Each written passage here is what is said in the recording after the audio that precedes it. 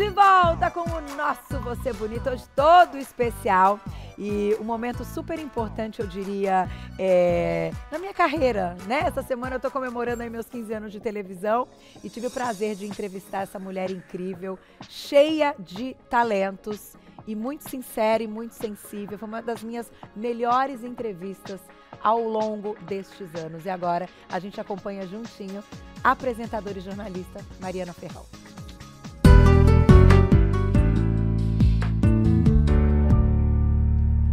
Acabei de dar aquela fugidinha do estúdio, vim para nossa salinha do Skype, toda preparada, aliás, com uma tecnologia nova, para a gente trazer sempre muita informação e entrevistas incríveis. E hoje, a nossa convidada, somos fãs todos aqui, antes de tudo, né? Ela que tem uma lista extensa de trabalhos incríveis na televisão, jornalista, apresentadora, hoje com a gente, Mariana Ferrão, bem-vinda! Ô, coisa boa, que bom que deu certo, viu? Obrigada! Obrigada a você, Carol. Prazer estar aqui com vocês. Obrigada pelo convite. Estou bem feliz de estar aqui. Prazer nosso, porque também há tanto tempo você trabalhando em televisão e trabalhou o seu último trabalho em televisão foi no nosso segmento, né? Dentro desse segmento do Você Bonita. Então acho que a gente tem muita coisa para compartilhar, pensando muito no que é hoje a visão, né, do Você Bonito, que a gente tem como objetivo. Mas eu queria abrir até o nosso papo falando um pouquinho dessa sua transição. A gente está num momento tão desafiador como um todo, né? Pensando na pandemia. E você, justamente nesse momento, teve aí uma mudança ampla, né, nessa questão aí profissional. E você está com um novo projeto, queria saber tudo. Pois é, né? É uma história longa, a gente pode tentar fazer ela um pouquinho mais curta. Na verdade, eu saí do Bem-Estar, né? Eu pedi demissão em março de 2019, ou seja, exatamente um ano antes de começar a pandemia. É muito curioso, né? Porque a pandemia foi um caos na vida de muita gente. Qualquer transição é um caos na nossa vida, né? Qualquer mudança coloca a nossa vida no meio de um caos. Mas o meu caos foi um pouco anterior, né? Que foi um ano antes. Então eu já estava um pouco mais adaptada ao caos, porque já foi tanta mudança em 2019 que acho que quando as mudanças da pandemia vieram, eu senti, mas não senti elas com talvez o mesmo impacto que muita gente sentiu, né? Até porque eu também mudei de casa no comecinho de 2020, então foi ótimo ter ficado mais em casa, ter esse tempo para me apropriar da minha casa nova também. Mas a mudança, ela já vinha acontecendo há muito tempo, né? A gente fala em mudança e todo mundo pensa, ela saiu de A e foi para B, né? Saiu de um ponto e foi para o outro. Mas o que eu enxergo na mudança é que a mudança é sempre um caminho, né? Tá bom, a gente está aqui nesse ponto A e a gente percorreu uma distância, ou ainda está percorrendo, porque esse ponto aqui que a gente pensa que a gente vai a gente só vai chegar quando a gente não estiver mais aqui, né? Que é o final do caminho. Então, o objetivo sempre é essa transição, né? Claro que a gente pode ter uma meta de chegar a algum lugar, de conquistar alguma coisa, né? De ter um relacionamento, de ter um novo trabalho, de ter um novo projeto, mas a gente está sempre em transição, né? A única certeza da vida é a nossa impermanência, a única constante da vida é a nossa impermanência. E quando eu comecei a perceber, na verdade foi algo que aconteceu muito de dentro para fora, assim, né? Eu comecei a perceber que a Globo, né, e o próprio Bem-Estar, o programa, né, não o Bem-Estar de maneira geral, mas o programa, não faziam mais parte da minha vida interna. E o que eu quero dizer com isso? Você sabe muito bem disso, né? Provavelmente você trabalha, daí você vai para sua casa, depois você fica pensando no programa do dia seguinte, no anterior, né? No que você falou, no que você poderia ter feito diferente, nas melhorias que você pode fazer no seu dia a dia de trabalho, né? Então a gente não sai do programa e esquece o programa de uma hora para outra. Mas quando eu comecei a sair da TV e sair da Globo, né? Ir embora do meu trabalho, né? E comecei a perceber que eu não pensava mais no trabalho durante o dia, nem durante a noite, não sonhava mais com o trabalho, etc.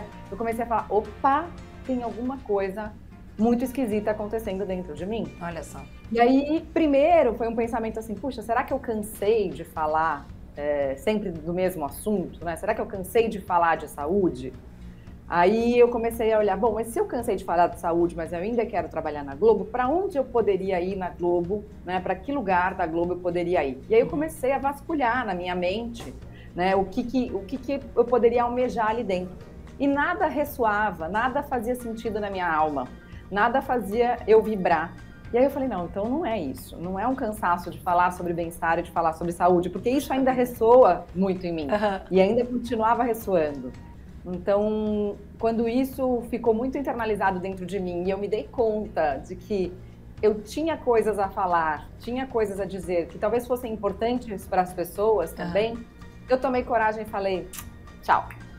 E grande coragem, porque comentei no início da lista extensa de programas e do quanto a gente te acompanha há muitos anos, sempre em projetos desafiadores, né? Você já esteve ali em campo, você já esteve fazendo reportagem na rua, a gente comentou aqui há pouco que tem sempre gente da equipe que muitas vezes se conhece, então tinha gente aqui que te conhecia, que já viajou com você para uma coisa que é totalmente diferente. Então, você atuou em muitas coisas diferentes na televisão. E até a própria questão do bem-estar, de ter sido o seu último projeto, que foi o que, né, enfim, te trouxe, eu te entendo perfeitamente, porque esse meu trabalho é 100% isso que você está dizendo, de criação, é respirar esse ar, né? Minha equipe sabe disso, é respirar a televisão, respirar o que a gente vai fazer no dia seguinte, sem que alguém fale, não, isso você não pode dizer. Então, eu me coloco até pensando nessa situação, mas acho que você fez uma transição tão linda, porque a gente vai sempre lembrar e pensar, pensando na televisão, de tudo isso que você já viveu. Agora, você trouxe para esta vida, deste momento, do seu novo projeto, então, a pronúncia correta, né? É o Soul Me. Soul Me, exatamente. Soul Me vem de alma, né? Em inglês, alma é soul. E me nesse sentido da minha alma, mas também do como eu faço para encontrar a minha essência, a minha alma, mas também no sentido de ser eu mesmo, né? Soul me, porque se a gente pensar na pronúncia só no português... Por isso que eu te perguntei da pronúncia. É isso, de soul me. Também tem isso de soul me, ou seja, de ser você mesma, né? E eu acho que a Soul Me, o trabalho da Soul Me começou com uma jornada de autoconhecimento que eu criei quando eu ainda estava na Globo, que eu comecei a inclusive ministrar, né, a facilitar essa jornada de autoconhecimento chamada Unboxing Me, que é algo como um pensamento assim, como é que a gente pensa fora da caixa se a gente nem conhece o que está dentro da nossa caixa, né? Então, box em inglês é caixa, unbox é tirar da caixa. Bom, mas então antes da gente falar que a gente tem que pensar fora da caixa, vamos primeiro entender o que é a nossa caixa, o que tem dentro da nossa caixa. E eu inventei esse nome do unboxing porque já existia na época, né, e ainda existe uma categoria de vídeos no YouTube, que é essa do unboxing, que eles vão tirando coisas da caixa e explicando como as coisas funcionam. Então você pega lá uma máquina fotográfica, uma câmera de TV e vai mostrando, né, para seus seguidores como é que aquele produto funciona. E na época, o meu filho mais velho, o Miguel, ele estava fissurado com unboxing de brinquedos. E aí eu falei, cara, a gente precisa criar um negócio desse para tirar os nossos rótulos, para sair da nossa embalagem. Porque assim, todos nós temos uma embalagem, um jeito que as pessoas nos enxergam, que os outros colocam rótulos, né? E a gente que está na televisão sabe muito bem disso, que a gente não é essa imagem bidimensional que as pessoas acham que a gente é, né? A gente tem 3 dimensões, né? A gente se movimenta no espaço igual todo mundo.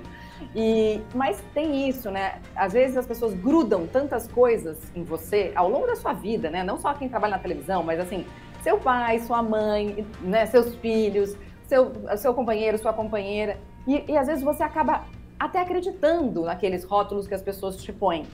E acaba vivendo com o que a gente chama de crenças limitantes. Porque, bom, se você serve para uma coisa, todo mundo olha para Carol. Não, a Carol foi feita para TV. Então, se a Parece Carol que você não serve para outra, Exato, né? Se você um dia pensa em sair da TV, você fala, nossa, mas eu fui feita para TV, acho que eu não posso sair da TV. Não, mas espera aí, você não é uma parte, você é um todo, né? Cheio de facetas, cheio de defeitos, cheio de qualidades, cheio de fraquezas, cheias de forças. Então a gente precisa descobrir isso, precisa entrar em contato com a gente. Que legal. E eu acho que isso tem tudo a ver com saúde e bem-estar, porque não dá pra gente se cuidar se a gente não se conhecer. A gente precisa entender quem a gente é, o que a gente precisa, pra gente começar a ter mais bem-estar mesmo no dia a dia. Então a Soul Me começou com um unboxing, que era um pilar que ainda existe, um dos pilares que eu acho mais forte dentro da Soul Me, que é uma jornada de autoconhecimento, e que já transformou a vida de mais de 2.000 pessoas. Que legal. E com resultados muito incríveis, assim, que eu sou muito, muito grata por poder realizar esse trabalho.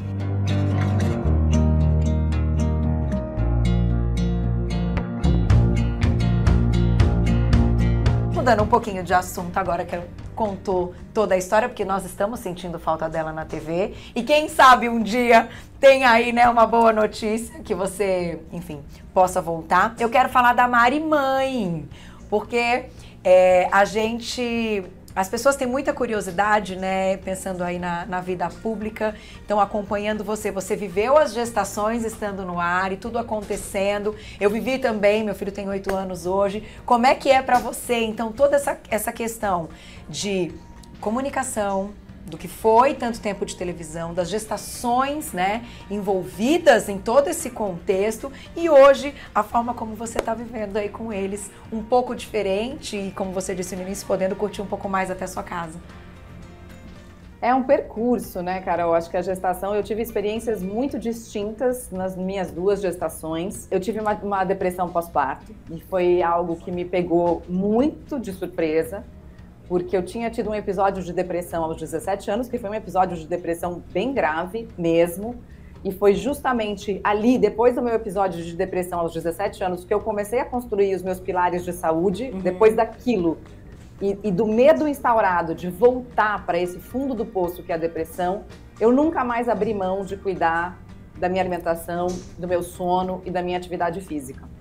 E aí, tudo estava funcionando perfeitamente bem, até que eu fiquei grávida, e a maternidade, para mim, foi uma licença para eu sentir, talvez, uma baixa de autoestima depois que ele nasceu, como há muito tempo eu não sentia na minha vida, até por conta da história do trabalho. Porque eu acho que quando a gente está na TV, né, tanta gente fala com a gente o tempo todo, que às vezes você está se sentindo meio para baixo, mas aí você recebe uma mensagem, você recebe um elogio, você se maquia todo dia, você está sempre arrumada. Não tem autoestima baixa que resista a tudo isso. É verdade.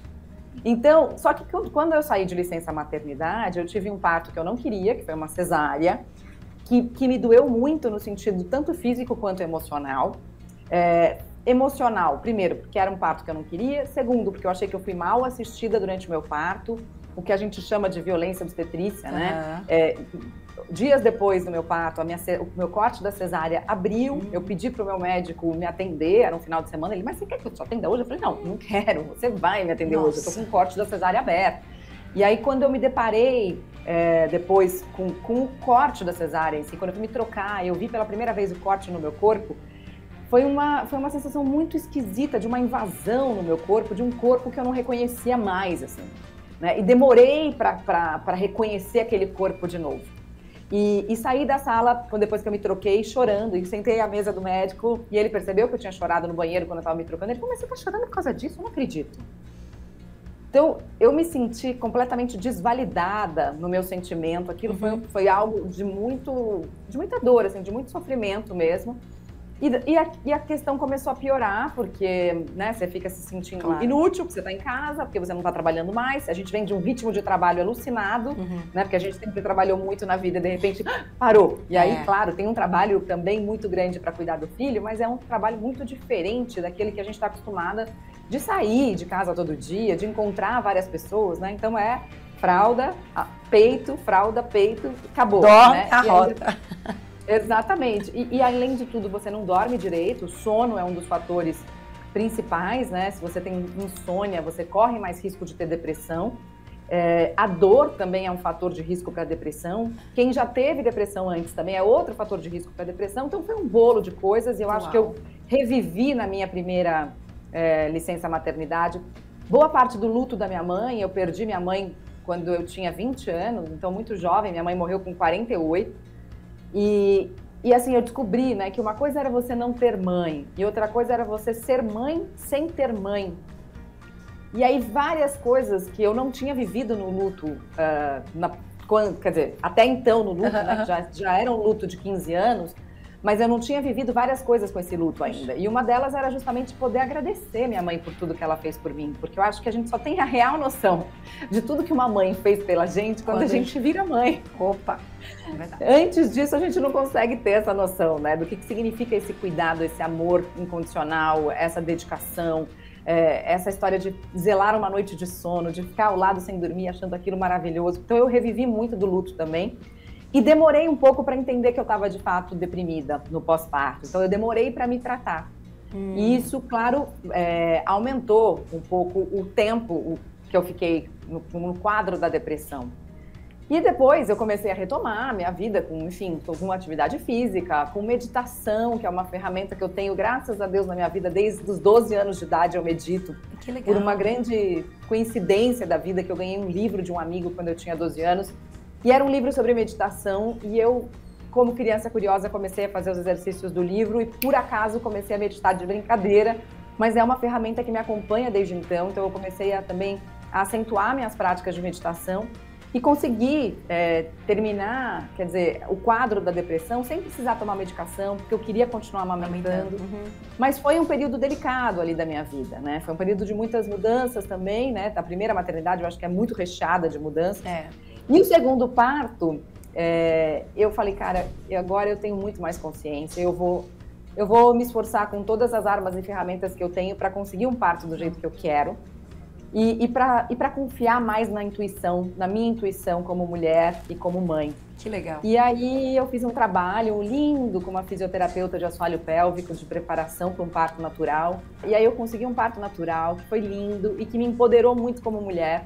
Porque na primeira gestação, eu acho que eu encarnei muito o papel só de mãe e esqueci meu lado feminino. Entendi. E na segunda, eu consegui integrar as duas, os dois papéis, né, as duas energias, que eu acho que são muito poderosas, as duas, né, tanto a da mulher quanto a da mãe, mas quando elas estão juntas, elas são ainda mais poderosas. Sem dúvida. Então isso foi um trabalho de reintegração meu como pessoa mesmo. Eu acho que a maternidade, ela me trouxe de volta para mim, e ela me mostrou aspectos meus que eu não conhecia, que eu acho que isso acontece com todas nós, né? Mas no meio de tudo isso, né, o fato de estar na TV ou não estar na TV, você sabe que eu não sinto que pesou tanto. Na primeira licença maternidade eu senti muito mais, assim, o fato de eu assistir alguém no meu lugar, né? A Flávia Freire ficou no meu lugar, eu sempre achei a Flávia Freire deslumbrante. E aí eu já estava deprimida e ficava lendo, né, no Twitter as pessoas falando: a Flávia Freire é muito melhor que a Mariana, deixa a Flávia Freire aí. Todo mundo então, passa por isso. Todo mundo passa por isso.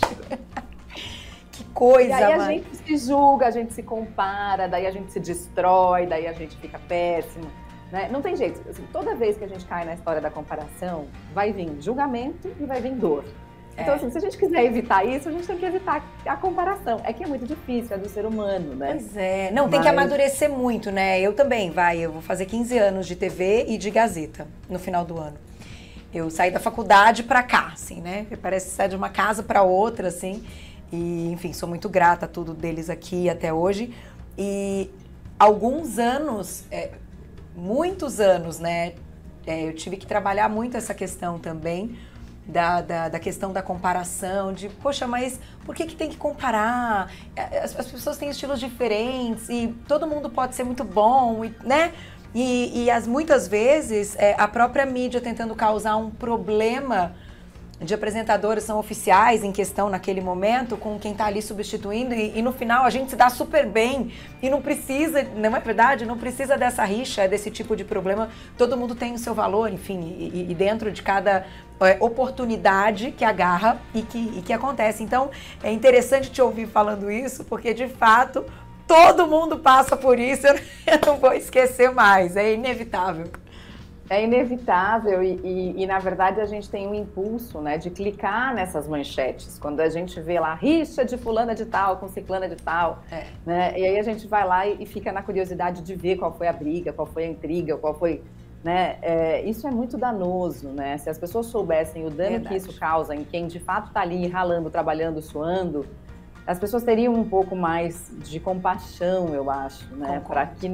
Para que isso não vendesse tanta notícia. É muito difícil, eu acho, a gente ir passando por isso e falando, né, tá bom, aquela coisa, deixa que falem, que diga, né? Mas e medita, né, Mari? E medita, né? E se encoraja, amadurece, né? Se acalma, porque não é fácil. Tenho que encerrar, mas não posso deixar de colocar um assunto muito importante aqui, que é também parte do conteúdo do Você Bonita e que também está envolvido, inserido com a questão da autoestima, que é o seu autocuidado, a sua vaidade, então as suas dicas de beleza, como é hoje fora do ar, né? Brinquei com a Mari assim que eu vi, falei, não, tá lindíssima com o cabelo curto, a gente tá acostumado de ver o cabelão, mas ficou lindo, combinou, né? Como é que você tá nesse momento seu, então, de vaidade mesmo, de cuidados? Você sabe, Carol, que eu acho que a pandemia, ela deu uma chacoalhada em tudo isso em muita gente, né? Eu tô lutando nesse momento para perder 2 quilos que eu ganhei. Ah, para que não dá para ver nada disso aí. Não, mas aí você tá aqui só no rosto, né? Eu sempre engordo o quadril e tal. Mas até porque eu acho que, assim, malhar em casa, eu malhei em casa durante toda a pandemia, mas tem uma hora que a gente fica cansada, né? Que a gente quer sair, que a gente quer ir ao ar livre, que a gente quer ir para academia porque o equipamento é melhor, porque tem ar-condicionado, porque começou a esquentar de novo e aqui não tem, né? Então a gente dá uma desanimada, mas eu tô voltando agora com uma rotina interessante, eu diria, de exercício físico. Eu comecei a praticar, eu já tinha praticado esporadicamente, mas agora comecei a praticar Tai Chi Chuan há 1 mês. E um estilo de Tai Chi que eu nunca tinha praticado, que é um estilo de Tai Chi muito primordial, assim, que é o primeiro estilo de Tai Chi que foi criado como uma arte marcial, né, pela família do Kung Fu, e que, então, tem um trabalho bastante intenso, né, que você sua na aula de Tai Chi, não é aquilo que a gente vê, às vezes, né, no Parque da Aclimação aqui em São Paulo, é algo que é um Tai Chi um pouco mais pesado do ponto de vista físico mesmo, e mental, porque eu acho que, eu sempre fico imaginando o que seria das pessoas e das nossas crianças, das nossas escolas, se todos os dias, pela manhã, a gente praticasse 10 minutos de Tai Chi antes de começar. De Tai Chi ou de qualquer arte marcial que integra mente, corpo e espírito, né? Que eu acho que essa integração, que leva em consideração concentração, que leva em consideração respeito, que leva em consideração os rituais, as tradições, são muito poderosos para quando a gente precisa de foco e precisa entender um pouco mais sobre a gente, né? Para que a gente possa começar a compreender o mundo, eu acho que a gente tem que entender mais da gente. Então eu tô curtindo muito começar a minha semana, segundas-feiras normalmente eu faço Tai Chi bem cedinho. E depois eu continuo dançando, que é uma coisa que eu amo, de paixão, então voltei a dançar também. E agora voltei para academia também, que agora já tá mais liberado um pouco a história, claro, com todo cuidado. Mas voltei a correr, voltei a fazer bike, então isso está me ajudando muito. E algo que tem me ajudado muito também nessa história da saúde, aí não só física, mas também mental e emocional, é descobrir outros hobbies, né? Outras coisas.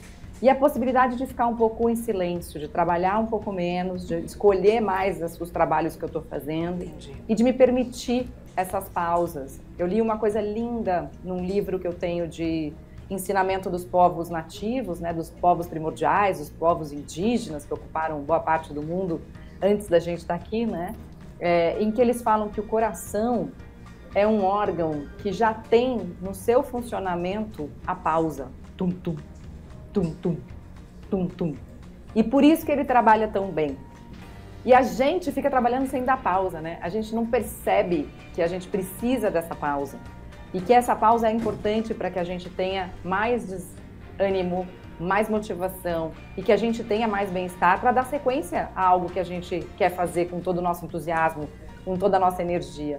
Mas a pausa, se ela não for feita, a gente vai pifar logo ali. Então eu tenho me permitido mais pausas e isso também tem me feito muito bem. Ai, que delícia te ouvir, muita coisa boa, assim, né? Além de muita energia boa que a gente sente do outro lado e que um dia, se você quiser vir ao vivo, vai ser um prazer tê-la, né, no estúdio. Não sei se você fizer alguma receita saudável, tá convidada, né, Eli? Pra gente aprontar, que a gente também tem um quadro aí de culinária saudável. E eu só posso te desejar mais e mais sucesso, uma mulher maravilhosa, sempre acompanhamos e fomos, como eu te disse no início, somos fãs aqui, né?